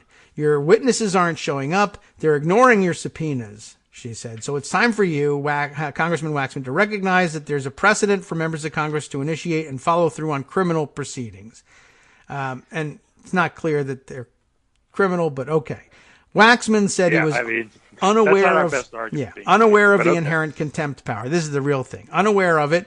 In a follow-up letter after the meeting, Marcy Winograd, you remember her? Emailed him information on the inherent contempt precedent. And in truth, it hasn't been used for decades. So, it's excusable that people might not know about it. But Waxman was the chairman of the House Oversight Committee. And one of the most conscientious congressmen by reputation that there was. I mean, but he didn't know. He didn't know about it, and it wasn't just him telling. Here's some behind the scenes stuff. It wasn't just him telling constituents, "Oh, I never heard of that." Yes, I have. If I admit I've heard of it, they're going to say, "Why don't you use it?" I don't know what you're talking about. So he gave he did the Pelosi thing. He gave an authoritative sounding bit of bluster that makes people, it's kind of like bullying or gaslighting. People say, I don't know, Henry Waxman, chairman of the Oversight Committee, says there's no such thing, or we don't understand it properly, or that's not exactly how it works. And that would have worked here. This woman really was overstretching.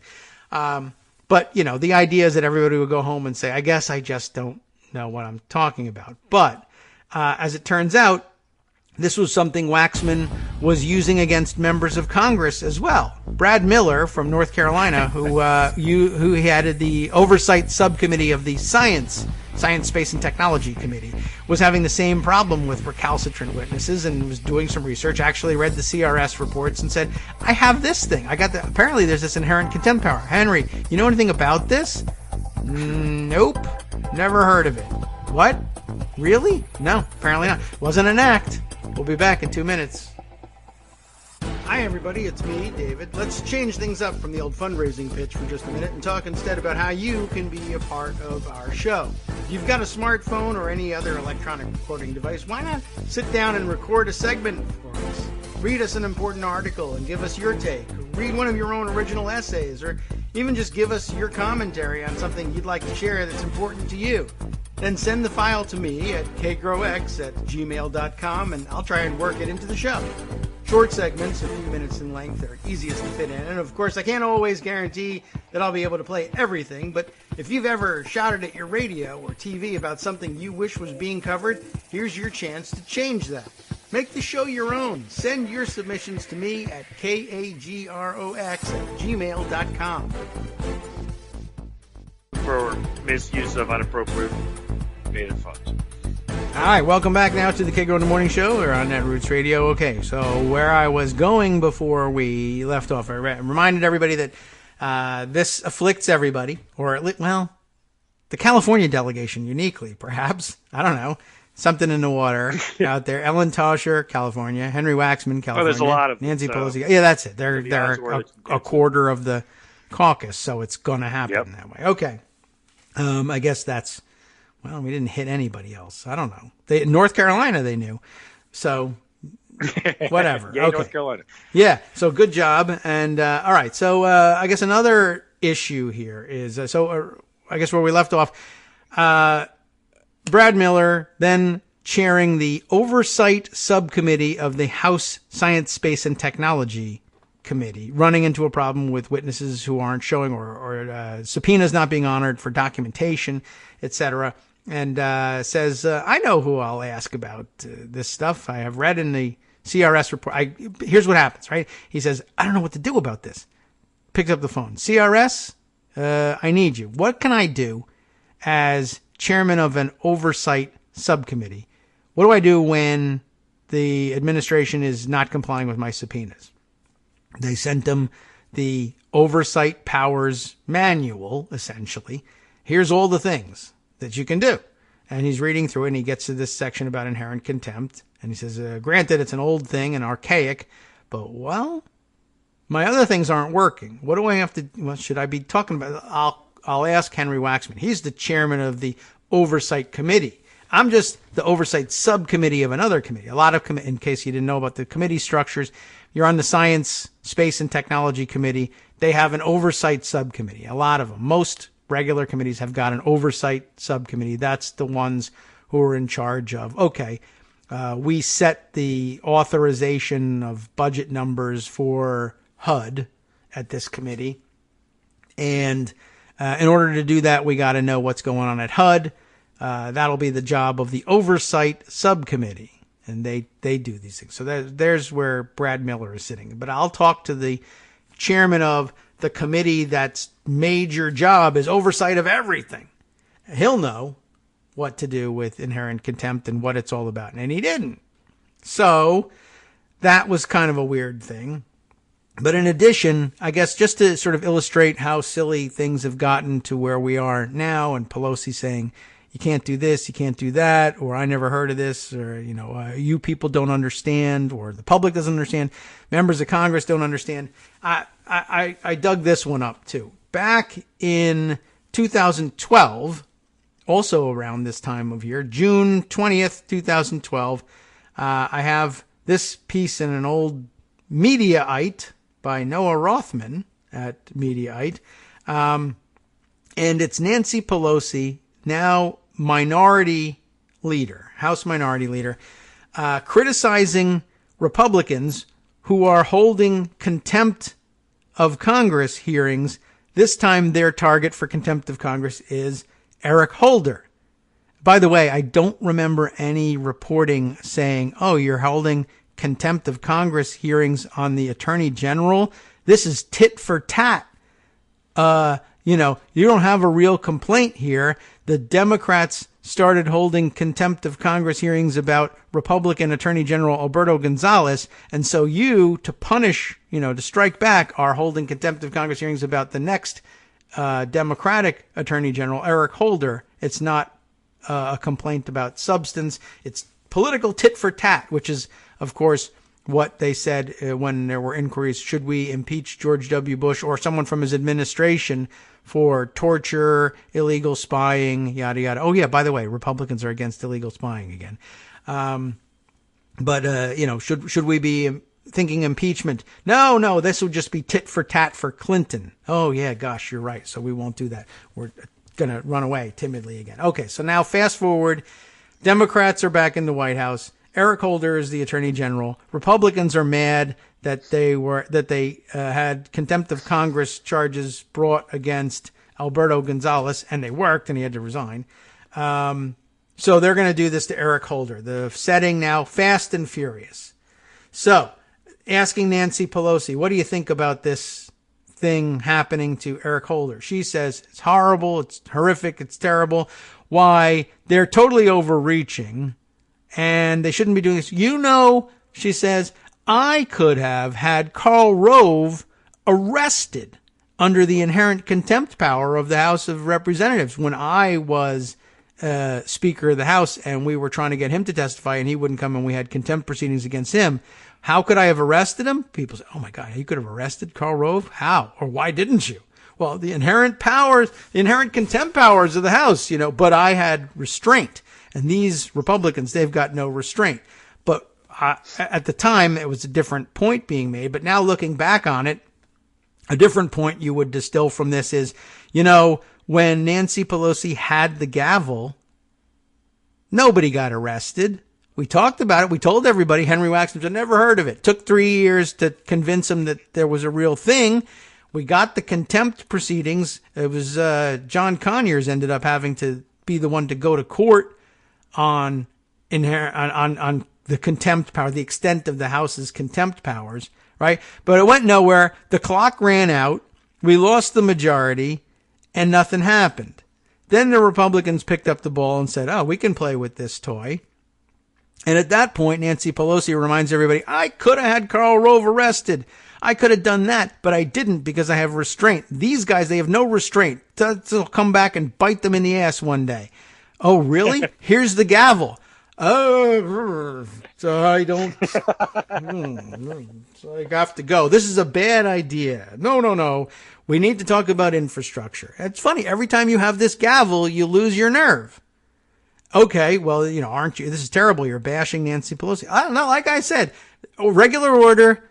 She's my speaker every time. You bet. She'll get things to the floor. When it gets crazy, even when mildly crazy, like the reconciliation bill that had to fix the Affordable Care Act, that one kind of fell apart. Specifically, impeachment, enforcement powers that she bragged about having in 2012 when she didn't have them. Well, back in the day when I had them, I could have. Well, what if I give them to you again later? My God, it's accountability. I mean, how many speakerships has she won on the election slogan of oversight and accountability? We're going to have subpoena power. That was the actual phrase. Subpoena power. Why should Democrats be put back in charge in 2006? Subpoena power. And then a 4-year fight for subpoena power. And then boom, out of the majority again. Then she remembered, we're going to have inherent contempt power. Okay, here you go. Here's the gavel back again. Boy, look at the time. Holy crap. You people don't understand. I don't know. I'm going to go just one little tangent on that because one of the discussions we've had, politics, and again, this is opinion stuff, not fact. So I just wanted to straighten that out. What people voting on in 2018? Why did they vote for Democrats?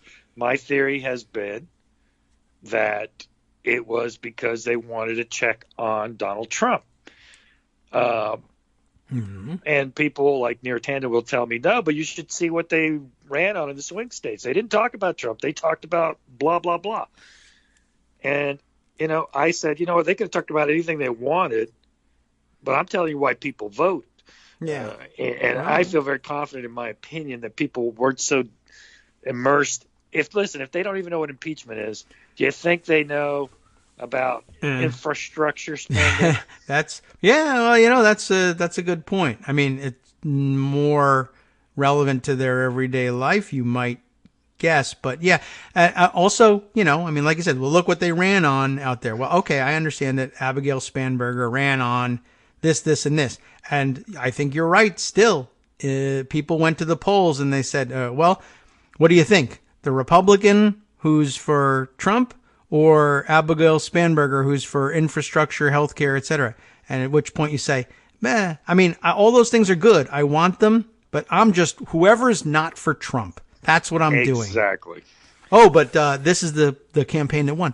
Yeah, but if you had given me a firebrand who was about hanging Trump, I would have voted for that guy. But instead I had Abigail Spanberger, so I'll take it. Exactly.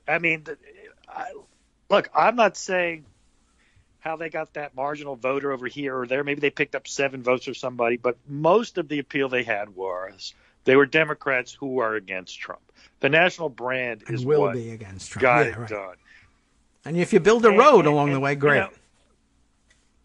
Right. So exactly. So that was that one thing. But let me let you go back to it. I do want to send me a few minutes to talk about this standing case in the House, because I think it gets to House powers as well. Sure. You were still recounting Pelosi saying one thing and doing another. Yeah. I can be done with that.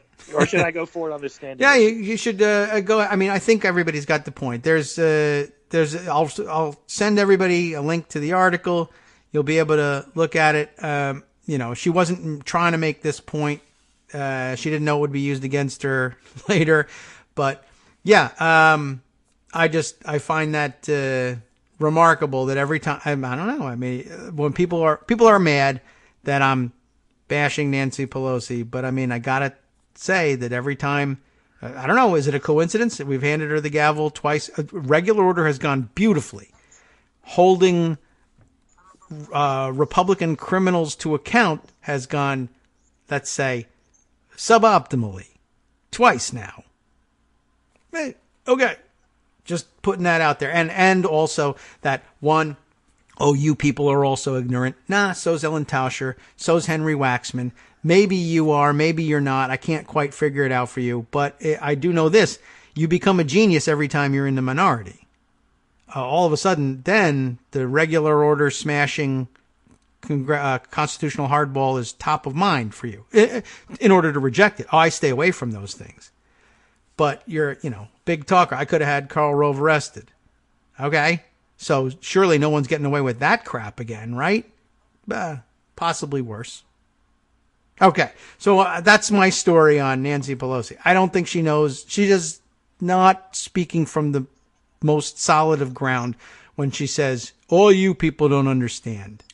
My guys in Congress, we're geniuses. Trust us. I think you don't know. Right. So, let me take you to this case that was just cited by a 2017 Trump appointee, Judge McFadden. I forget what his first name was.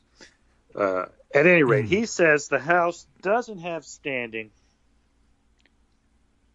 to challenge Trump's use of unappropriated funds with regard to building the wall. Remember the emergency nonsense. Yes. And okay. Now there are two things worth noting here. A, he was a Trump appointee. B, it's that standing thing. And if people have listened to me in the past on your show, you know what I think about the doctrines of standing by the courts. Yes. It's all nonsense, and they just make it up on a case-by-case basis. Indeed, a California judge on May 24th actually enjoined the use of part of the monies to build a wall. So it's a different federal judge, not a Trump appointee, said, oh, yeah, they do have standing. And he actually probably was on pretty good ground because in 2014, John Boehner's house filed a lawsuit against Barack Obama and got an order from a Republican judge saying Obama couldn't spend certain funds for health care subsidies of the Affordable Care Act because they said there was some flaw in the law. That was actually a closer case on the legislation than this. Here, it's a brazen nonsense from Trump. But there's a couple things that I think you should note about this decision that the judge said the House could do. He said only the full Congress can go to court, by the way. If the Senate goes along, I guess he's saying maybe they can do that. Yeah. Okay. I mean, it's a theory. It's a theory. Now, but here's what this Trump judge said you could do. He said they have other powers, such as, let me find the quote. He said the House has other levers to use against the executive, including specifically denying funds, passing other legislation, conducting hearings and investigations, or overriding a president's veto. How about impeachment? Why could we didn't list that one, I wonder? But okay. Yes. It's less specific. But I want to talk about one in particular here. First of all, I just want to just let people know courts can be nonsense. And the one thing that allows him to do this is there's no clear Supreme Court precedent on this. It's just competing district court decisions. But here we're talking about I would like to ask your part of this, which is when he talks about specifically denying funds. All right, so that would be like in the new spending bill, right? Yes. All right, so ask yourself this. Donald Trump does another shutdown thing, but this is the new posture. It's you're going to earmark in the entire appropriation. You're going to add a clause that say, and none of these funds can be used or subject to the president's power under the Emergencies Act, blah, blah, blah. Yes. Because you can't repeal the Emergencies Act, or if you could, you would. But can House Democrats say, we're not passing this again because he just misuses that power. So we're going to make no funds subject to that until we get a president who actually follows the law. And since we can't sue and get a determination on it, according to a Trump judge, we really have no choice. Right. And Trump says, well, I'm not signing that. Or the Senate says, I'm not passing that. And we have a shutdown. Yes. What happens? Does Nancy Pelosi do that? Yeah. I mean, I don't know if then it's a question of, all right, with shutdowns, well, I guess two schools of thought on shutdowns. Or you say, how about this? I'll even make it better. No such funds can be used in this bill can be used for border wall construction. Yeah, they don't can even do that. Have to talk about the National Emergencies Act. And you just say, I prohibit you from using it for border wall construction, except as expressly provided herein. Yes. Right. And they do that all the time. There's always limiting amendments all the time. No funds, or no funds in this act. There's going to be a fight about that. Yeah. McConnell's going to say, I can't pass that. And Trump says, I'm not signing that. And then there's a shutdown. Yes. So, right. So then back to the two schools of thoughts about shutdown. One school of thought about shutdowns is Democrats always win on shutdowns. That's Republican thinking. The Democratic thinking on shutdowns is we're all, I don't know. It's like it's a coin toss, and eventually we have to give in because reasons. I'm not really certain why, but that basically, so then the question is who wins the shutdown, and or that Democrats think it's situational. If the situation is right, we win. Republicans just think Democrats win on shutdowns all the time, but that doesn't want make them stop trying to try to have shutdowns and trying to win on them. So I don't know. I'm not certain how that shutdown, it depends, I guess, how that showdown comes out. I just think it's interesting because, it's actually would be smart politics by Pelosi to distract from not standing up on an impeachment inquiry. And she does tend to do those if well. she frames it right, she said, listen, we said no the last time, and you basically broke the law. Yeah. And the court said, and we went to court, and your judge said we can't challenge you. So he said, well, the only recourse we have is to expressly deny. So we're doing what your judge told us to do. Yeah. And he'll say, I don't care what he told you, and so will Mitch McConnell. Right, exactly. So we have a shutdown on that. Yeah. And it'll be interesting. I mean, I think Trump might do a shutdown on his own for God knows what other reason he might come up with. Mm-hmm. So maybe there's a shutdown anyway. But I think you got to put something like that in the bill. And that is true, though, that the power of the purse is underused by the House in many respects. I've talked about this during the Iraq War. I don't know if you recall my little fight at the time, and I've got Russ Feingold to agree with me and Chris Dodd to agree with me, and a couple of other people. But obviously, Nancy Pelosi didn't agree with me, and she funded the Iraq War. Oh, yeah. Right. So defunding the Iraq War being the strategy? Remember, at least my strategy was to tell people a year in advance, this is your last year. We're not funding it next year. Mm-hmm. And then hold to it and say no. Yes. And I remember. And to make it more palatable to people. Well, you can't just cut it off willy-nilly. I said, no, I'm not cutting it off willy-nilly. I'm telling the president to get everybody home in a year. And she didn't do that.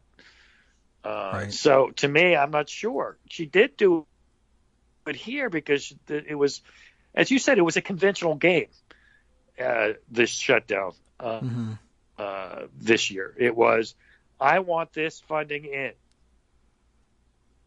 And she said, no, I'm not putting it in.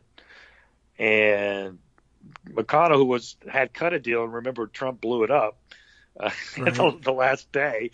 Remember? Yeah. What's her name yelled at him? Either Laura Ingraham or Ann Coulter or somebody yelled at him. And he said, well, I'm shutting it down.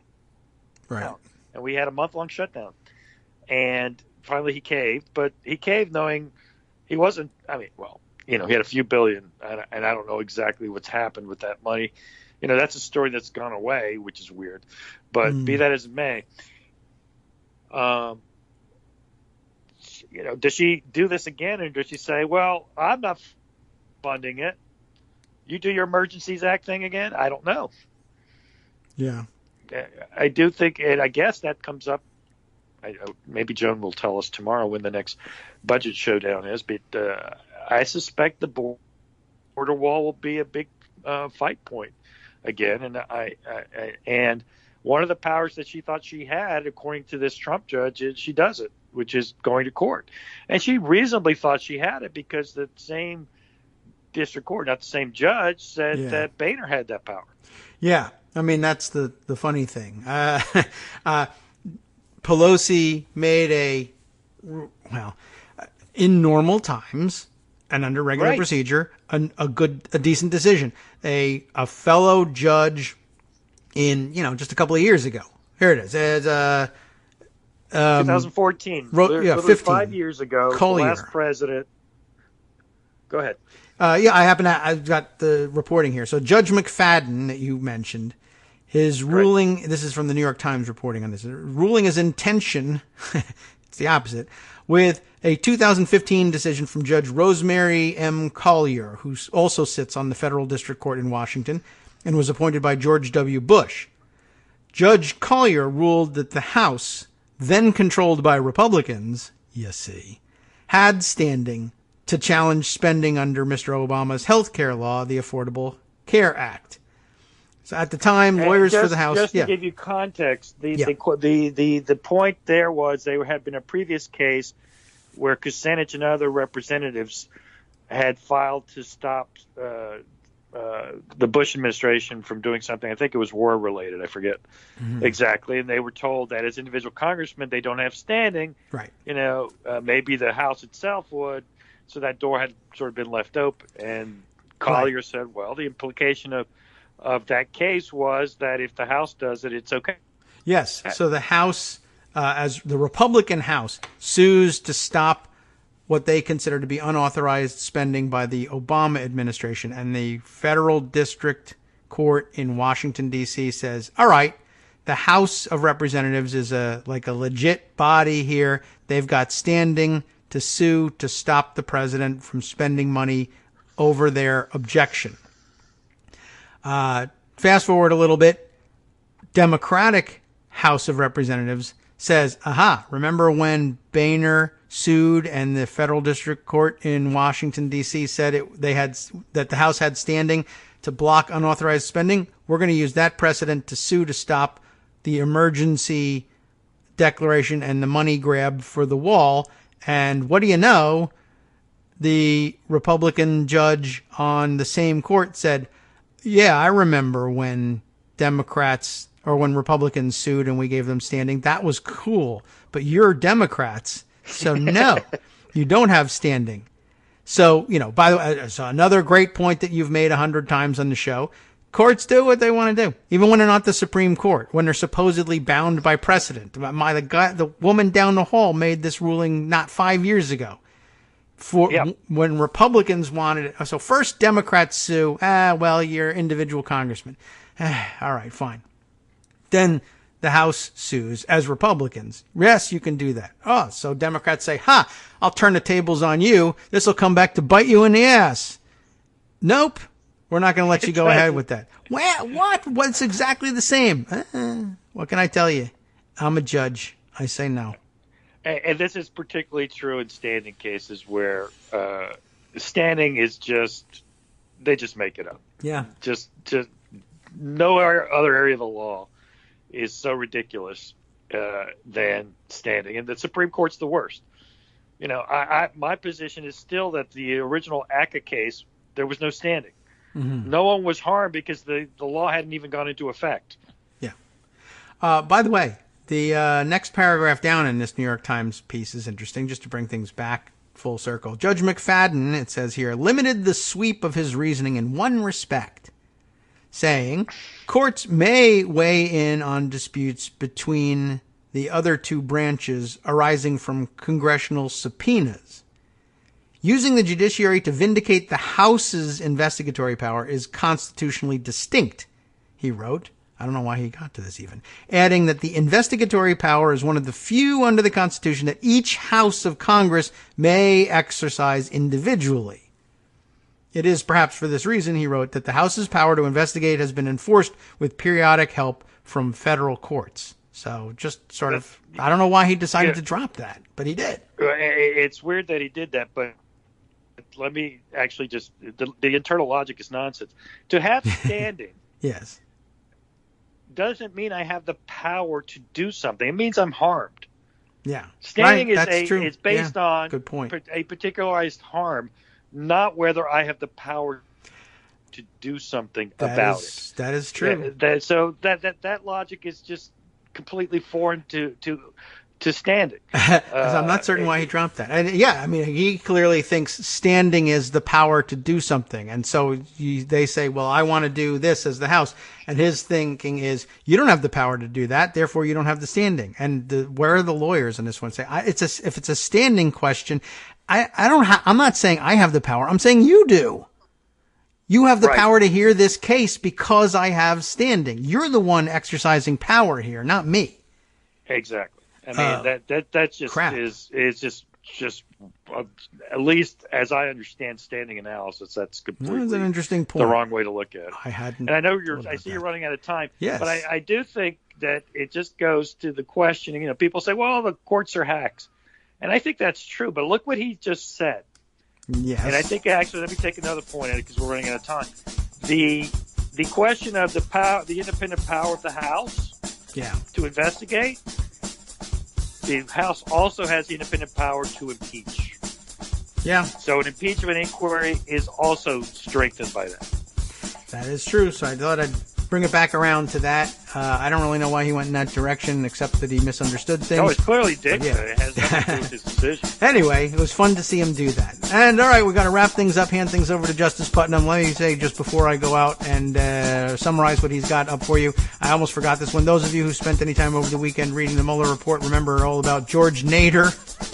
Well, he'd just been arrested for child porn. I just thought I'd throw that out there. He's like the 19th Trump-adjacent person to be arrested for sex trafficking, child porn, or publicly masturbating, or whatever the hell else. And I think it's weird, and gosh, it's so strange. Just like all the California members don't understand enforcement powers, all the Trump people are pervs, and I don't know how that keeps happening. Whoops. All right, thanks, Armando. We'll be back tomorrow. Thanks, David. You're welcome. We'll be back tomorrow with Greg, I hope, and Joan. Oh, no, I'm sorry. Joan is on her way out. She's on vacation. So Greg will round things up, and we'll be acting Jones tomorrow and bring you all the news that we can muster up on that front. From Daily Kos Radio on networksradio.com. You have been listening to the Kagro in the Morning Show with David Waldman. Well, a continuation of the theme on the West Coast Cookbook and Speakeasy with Justice Putnam, starting off on his Bistro Cafe Bar, Bill Barr, the Attorney General of the United States, cheats and is, quote, careening from position to position to clear Trump. What an exciting form of exercise that is, and it looks like you could use it. I might as well add that as well. We'll be back tomorrow.